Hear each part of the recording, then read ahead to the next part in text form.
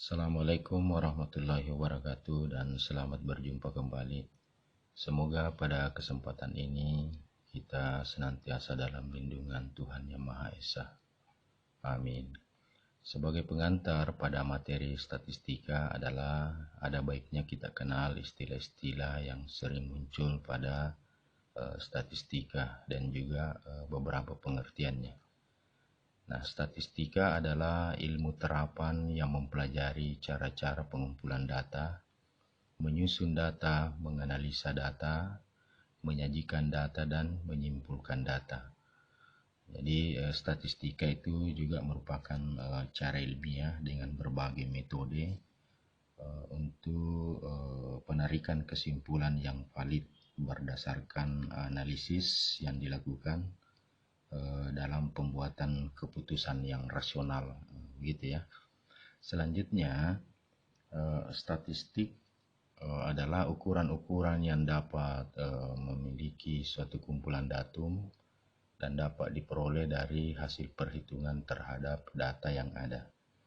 Jadi ukuran-ukuran yang dimaksud itu ukuran yang dihitung dari sekumpulan data yang merupakan wakil dari data itu.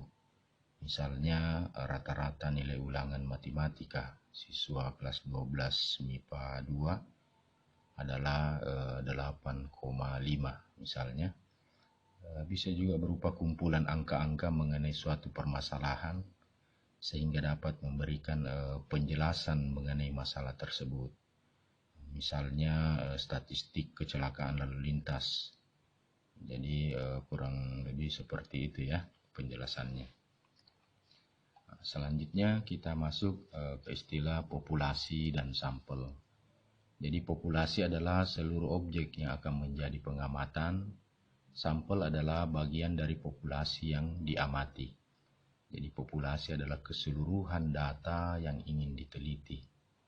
Misalnya kita ingin mengetahui berat badan siswa kelas 11, maka seluruh siswa yang kelas 11 di sekolah itulah populasi. Nah, sampelnya itu kalau kita mengambil beberapa bagian dari populasi tersebut.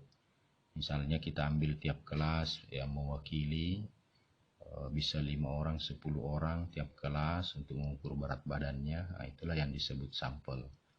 Selanjutnya ada istilah data dan datum. Jadi data adalah informasi yang dikumpulkan dari suatu pengamatan. Datum adalah bentuk tunggal dari data. Jadi kalau data adalah bentuk jamaknya ya. Nah, dalam bentuk data ada dua, yaitu data kuantitatif, data yang berbentuk bilangan, atau data yang diperoleh berbentuk angka. Misalnya jumlah penduduk suatu daerah A 2 juta. Itu angka ya, bilangan.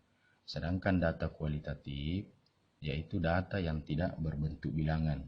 Misalnya data mutu barang. Datanya mutu barang seperti apa? Baik, sangat baik, atau kurang baik, atau tidak baik, gitu ya, seperti itu. Jadi tidak berbentuk bilangan. Selanjutnya teknik pengumpulan data. Jadi data yang kita peroleh tadi ini tentu menggunakan metode-metode atau teknik yang kita lakukan dalam pengumpulan data. Ada istilah yang pertama itu pengamatan, melalui pengamatan atau observasi. Adalah cara pengumpulan data dengan mengamati secara langsung subjek yang diteliti. Kemudian yang kedua ada penelusuran literatur. Ini juga biasa disebut pengamatan tidak langsung. Jadi penelusuran literatur itu cara pengumpulan data dengan menggunakan sebagian atau seluruh data yang telah ada dari peneliti sebelumnya. Dan yang ketiga ada penggunaan kuesioner, yaitu berupa angket. Itu cara pengumpulan data dengan menggunakan daftar pertanyaan. Nah, itulah angketnya ya, atau daftar isian terhadap subjek yang ingin diteliti. Dan yang keempat adalah wawancara atau interview, yaitu cara pengumpulan data dengan mengadakan tanya jawab langsung kepada subjek yang diteliti.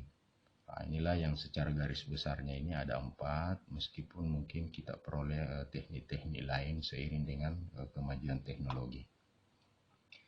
Nah, baik, selanjutnya berdasarkan banyaknya data yang diambil, terdapat 2 cara pengumpulan data, yaitu sensus dan sampling. Sensus itu adalah pengumpulan data dengan meneliti satu persatu setiap anggota populasi. Jadi tidak ada yang terabaikan seperti sensus penduduk. Kita harus catat semua. Tidak ada yang tidak dicatat. Itu sistem sensus. Selanjutnya ada sampling. Sampling itu adalah cara pengumpulan data dengan meneliti sebagian anggota populasi saja. Tadi yang disebut dengan sampel. Nah, selanjutnya untuk memudahkan kita dalam membuat tafsiran-tafsiran terhadap data yang kita kumpulkan, maka perlu adanya penyajian data. Dengan penyajian data kita dapat mengetahui perkembangan suatu keadaan, juga kita dapat mengadakan perbandingan pada waktu tertentu. Seperti penyajian data yang terlihat di sini berbentuk diagram, yaitu diagram garis. Bagaimana diagram garis itu? Diagram garis itu biasanya digunakan untuk menyajikan data yang kontinu, gitu ya. Jadi digunakan untuk melihat perkembangan data yang berkesinambungan, seperti suhu badan pasien rumah sakit, seperti lagi curah hujan di suatu daerah, tinggi permukaan air laut, dan populasi penduduk dan sebagainya. Gitu ya, biasa orang menggunakan diagram garis. Nah, data yang kita lihat ini tentu kita juga diharapkan bisa membaca data itu. Apa makna dari diagram atau grafik yang diberikan? Seperti terlihat pada gambar, bisa kita baca. Jadi pada pukul 9 sampai 10, dengan melihat garis yang ada ini, kita bisa membacanya bahwa banyak kendaraan yang parkir di area A itu bertambah ya. Ya biasa disebut juga kemiringan positif. Jadi dari pukul 9 itu tadi banyaknya kendaraan 10 sampai pukul 10 berarti sampai kendaraan itu yang parkir 50. Ada juga yang penting yaitu pada pukul 11 dan 12, kalau kita lihat diagram garis ini, tidak terjadi pengurangan maupun penambahan kendaraan yang parkir. Jadi tetap pada pukul 11 dan 12 tetap banyaknya kendaraan yang parkir 40. Dan selanjutnya pada pukul 12 sampai pukul 13 ini terjadi penurunan kendaraan yang parkir. Biasa diistilahkan kemiringan negatif. Selanjutnya pada pukul 13 sampai 14 itu kemiringan positif ya, bertambah lagi kendaraan yang parkir. Saya kira kurang lebih begitu cara membaca suatu diagram garis. Nah, baik, selanjutnya kita masuk ke diagram batang. Jadi diagram batang menggunakan cara penyajian data yang berbentuk persegi panjang dengan lebar yang sama, gitu ya. Itu yang terpenting kita ketahui pada diagram batang.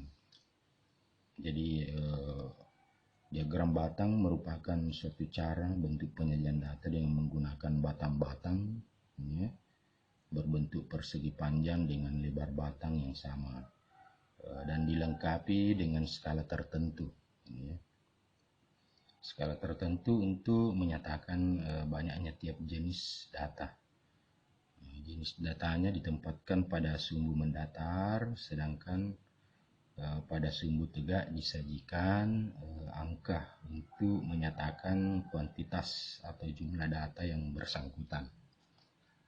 Dari diagram batang ini kita peroleh contoh data ekspor beras dari 4 kabupaten A, B, C, dan D pada tahun 2008.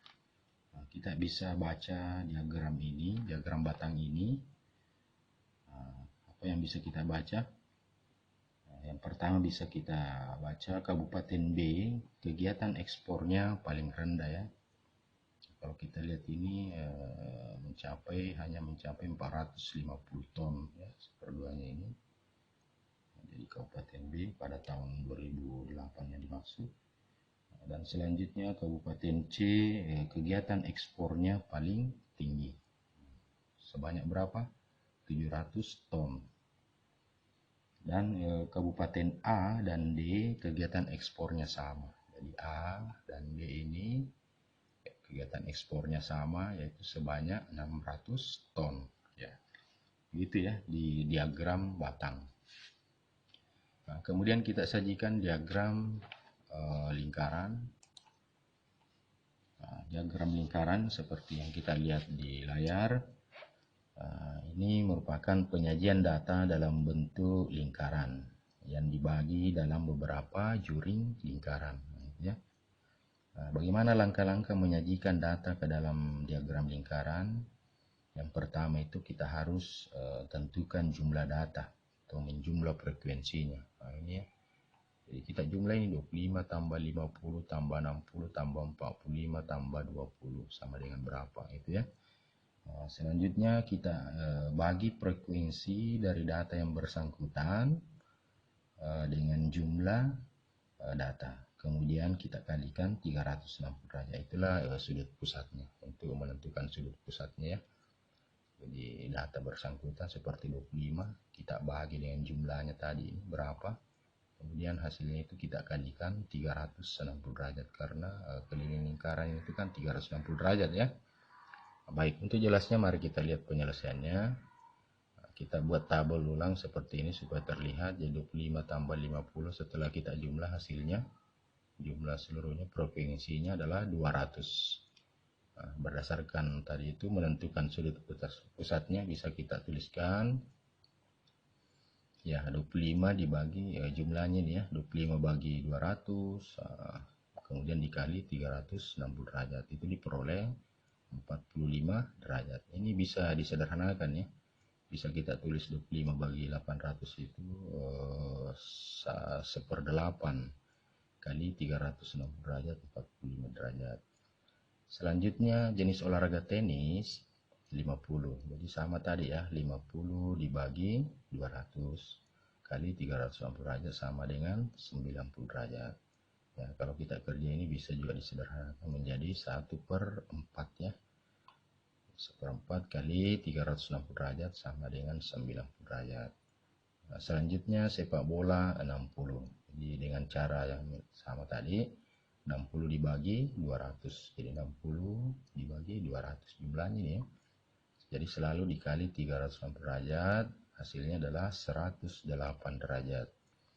Kemudian basket, jumlah peminatnya ini adalah 45, berarti 45/200 itu kalau dikecilkan bisa 9/40 ya.